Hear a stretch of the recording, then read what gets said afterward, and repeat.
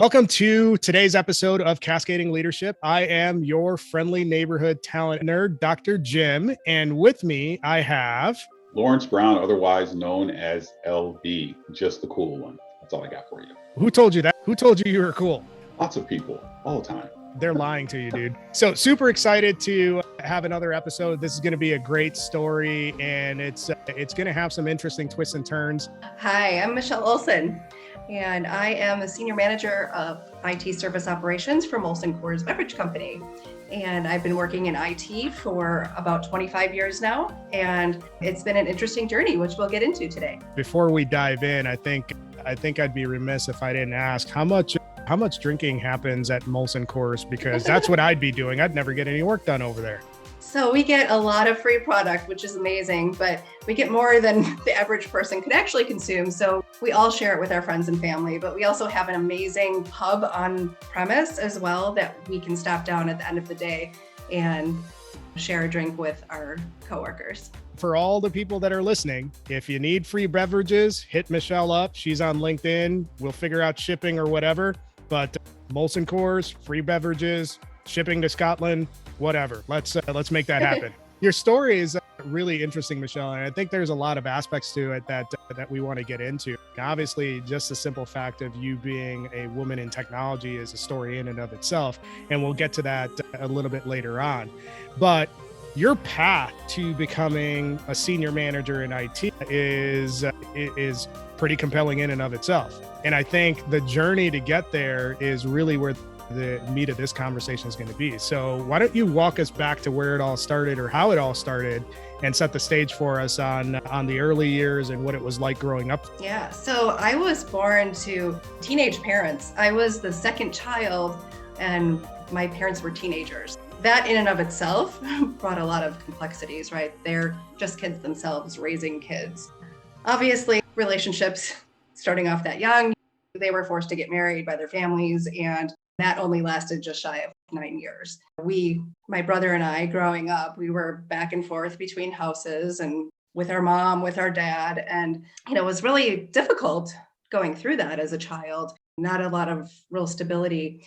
And as we got older, we eventually began living with our dad. I was probably around the age 9 or 10. So I lived with my dad and my stepmom, and they had 2 more kids together. So we had one big happy family in a very small house too. So it was very interesting from that aspect, blended family, half siblings, but we didn't have a lot of money. My family was a very blue collar family. My dad came from a family that worked in manufacturing, and that's what he did for most of his life. I didn't know what the corporate world even was. Growing up, I'm like, I'm going to be a hairstylist.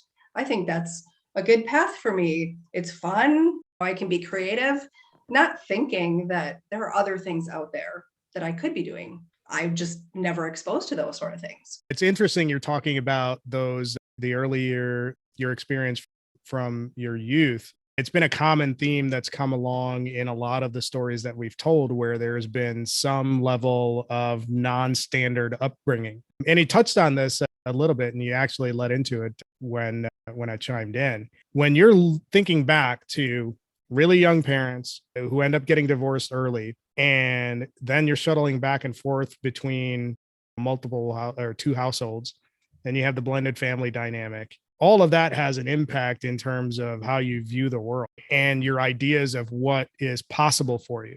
Tell us a little bit about how that shaped you in terms of what the possibilities were. I'll go back so I had a teacher, Mrs. Black. She was amazing. She was my 5th grade teacher.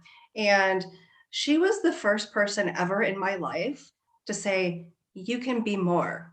You can do more than that. And I had never had that kind of encouragement that I received from her, like never had that from my parents ever. Even just the thought of, hey, I want to do this when I grow up. I want to go to college. Never encouraged, never supported. She really started to change my outlook. Maybe I can do more. Maybe I can have a different life than I've grown up in, that my families have come from. And that really, I think, really started that path for me in the back of my mind that I want to do something more. I can do something more. And go through middle school, high school, that was really tough because at that point I'm like, okay, I think maybe the path for me might be like in the medical field, nursing. That was where my mind was at that point. And here we are, like later in high school, taking ACTs, trying to get all the prep stuff done for college. And back when I was graduating high school, we didn't have the internet. So everything was on paper. Took my financial aid forms because you can't get a loan without filling out those forms. Dad, stepmom, I need you guys to fill out your section of this so I can get loans for school. And no, we're not going to do that. That was the response. So there was completely no support from that standpoint. I was very devastated. I attempted multiple times and I moved out in the middle of my senior year. And I was working 2-3 jobs during the later part of my senior year of high school. Got a small apartment right after that, got a full-time job a week after I finished high school.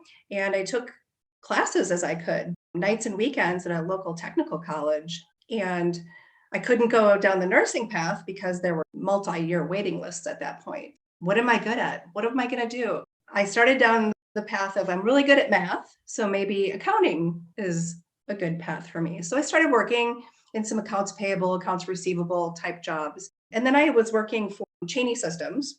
Michelle, you talk about the impact that Mrs. Black, I think you said it was, that the impact that she had on your life. When you look back on where you are today, it seems as though it was a spark of sorts. Talk a little bit about the spark that she provided. And obviously, we don't have a crystal ball, but in hindsight, where do you think that it could have gone if you hadn't gotten that spark? So I think that she recognized that I came from a very broken family, and she dug into and wanted to learn more about my personal situation too. And then knowing me from being a teacher as well in class and seeing what I was capable of from an academic perspective as well, and intelligence and all of that.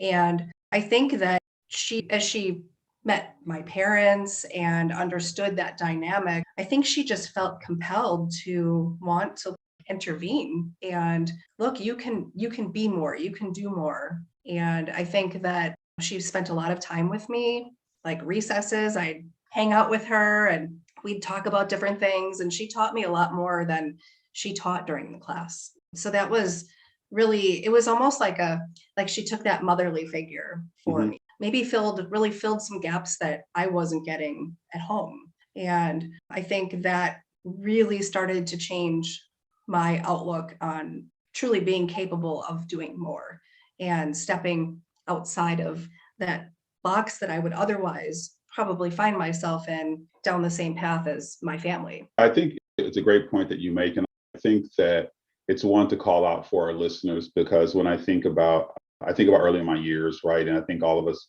at some point in time, whether it was a parent, but in your case, someone that was outside the household, that was a catalyst, that when we talk about our development, and I think that our whole show is about moving your career further, faster. It's actually, these are the roles that we can also play in people's lives, being that catalyst. As you think about did she know, or what were some of the things that you think that she helped to cultivate? What were some of your favorite subjects? And did she help you to identify some of those? Yeah, I loved math and science. Those were huge for me. And I think that she encouraged me to learn more in that space. And in fact, the school district had a gifted and talented program, and they would take kids and put them in some of the special classes that we were learning some more advanced things. She had recommended me for, it was called Challenge Math.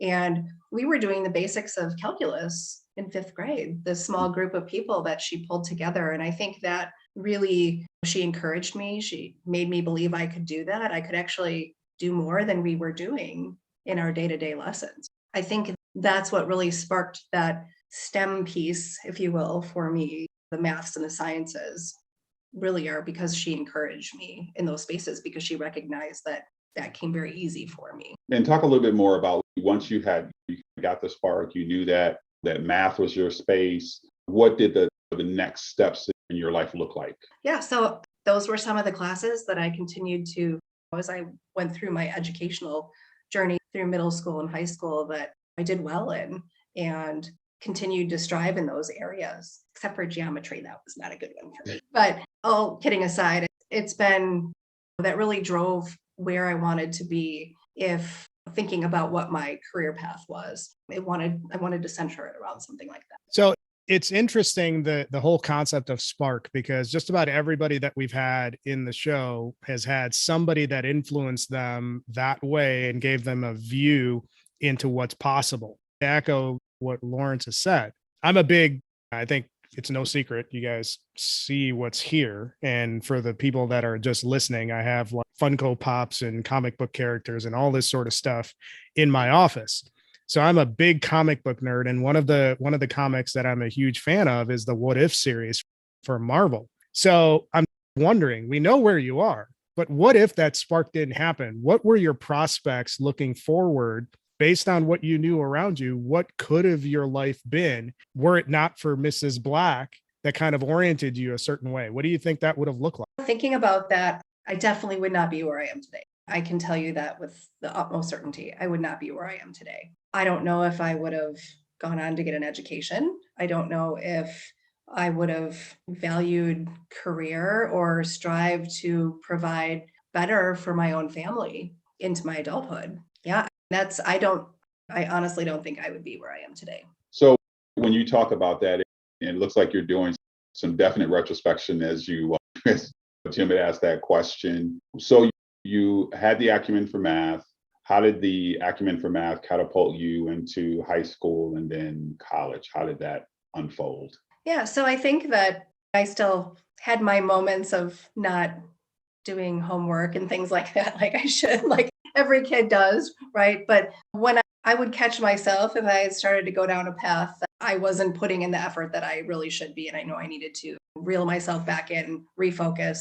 I do think that just the maths and sciences were a really big focal point for me and really sparked my interest in some of these other areas, like the medical side of things. Back in high school, hadn't even considered IT or anything from a technology standpoint, but in full circle, that's where I ended up landing, is in that STEM area. So did you have a traditional path though through high school into college, or was it a different path? I did not. When it came time I did my ACTs, got those tests back, had the financial aid forms. Hey, Dad, stepmom, I need your signature so I can get loans and go to college. Yeah, no, we're not going to do that. And yeah, I got the excuses like, it's none of their business. You're probably not even going to go to college or finish because they didn't do that. So why would I? And it was very discouraging for me. Here I was like, I had this motivation. I need to go to school. I need to get a good job. I need to do better. And my dreams were flattened. Now what am I going to do? I think back to my experience going through that as a Generation Zero immigrant. And I didn't have that scenario where my parents said, no, it's out of the question. We just didn't know how to navigate it. And then I go and ask my high school guidance counselor, and his first question is, how are you going to pay for it? That's why I'm asking you. So don't ask me the question that I'm looking for the answer for. That's the whole point of me reaching out. Now, yours is a little bit different where you didn't even have the parental infrastructure. I did not have the parental infrastructure to help me there. Yeah. And you mentioned that flattened you. What was your process to recover and readjust and keep going? Like, how did you navigate that? I was very emotional over the situation, to say the least. Being a teenage girl, coupled with that as well. Yeah, I decided that if they weren't going to support me, then I was just going to go it on my own and support myself. And I stopped living with them during my senior year, was working multiple jobs, got a full-time job right after high school. And what I was able to make and pay cash for to go take classes at a local technical college, that's what I at least did to start doing something for myself, get some form of education to help me toward trying to build a career for myself. I couldn't finish a degree. I couldn't get loans to go to school because I think it's even the same to this day. You had to be either 24, be married, or have a child, or be a veteran, all of which I was not. So I had to have my parents fill out that section, and they would not do it. And it's, looking back, I can't even, and being a parent now, I can't even fathom that. I do nothing but encourage my own kids. So yeah, that was very tough for me. And yeah, I think that I did what I could from an educational standpoint, started working in IT And eventually, later on down the road, I was at a point in my life where I was able to go back to school as an adult. As a working parent, I went back to school and completed my undergrad degree. And I put my heart and soul into it to prove that I could do it and I was capable.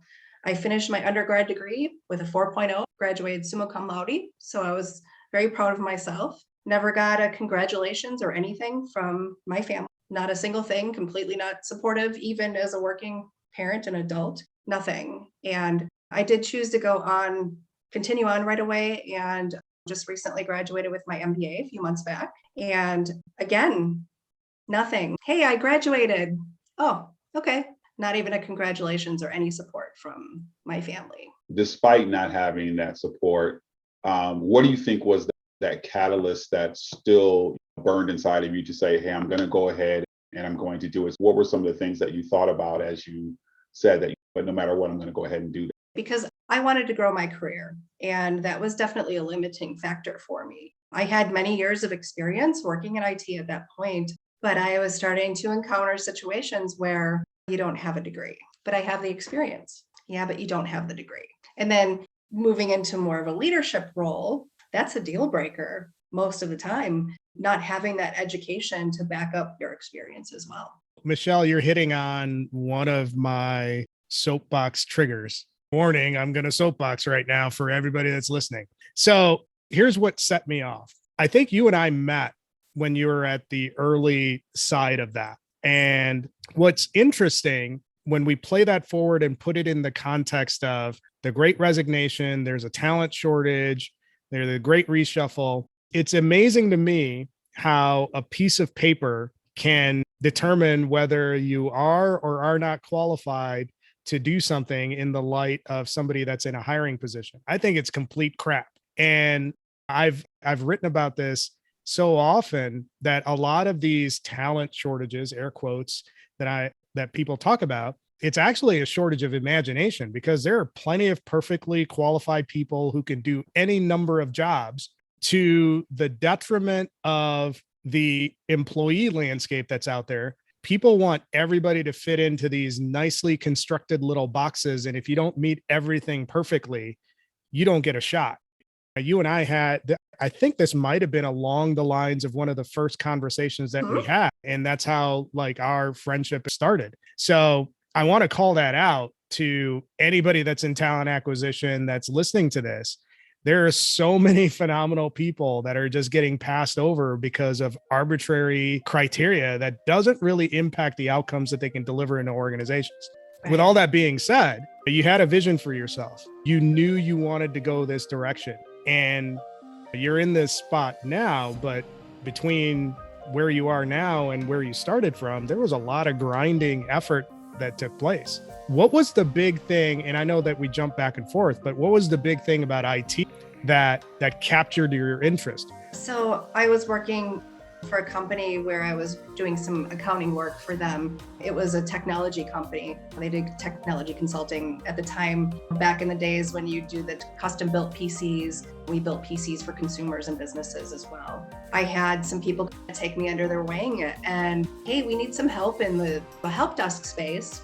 And we thought maybe we'd give it a shot. We'll start out, we'll teach you some of these things. And I was like, yeah, I'm fully on board with that. And I was learning a lot already from around the technology space, just working for the company.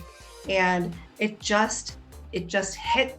It was like a light bulb went off in me. Like, it made sense. I understood it. I liked it. I wanted to learn more. I loved the ability to be able to troubleshoot and dig into problems and try to figure out how to solve complex issues. We didn't have Google that we could just quickly look up the solution to things. We actually had to put the effort in to troubleshoot things. I loved it. I loved it. And I loved being able to hey, I solved this problem that somebody else couldn't and helped someone with their issue. For me, I got so much job satisfaction out of that. And that really changed my path, because I was thinking accounting was my path and was taking some accounting classes. I immediately started taking IT classes as best I could to provide a good foundation for moving into the next role that I took from there, which was I went from doing some IT work there to a full IT role. Tune in next time for the conclusion of our conversation with Michelle Olson.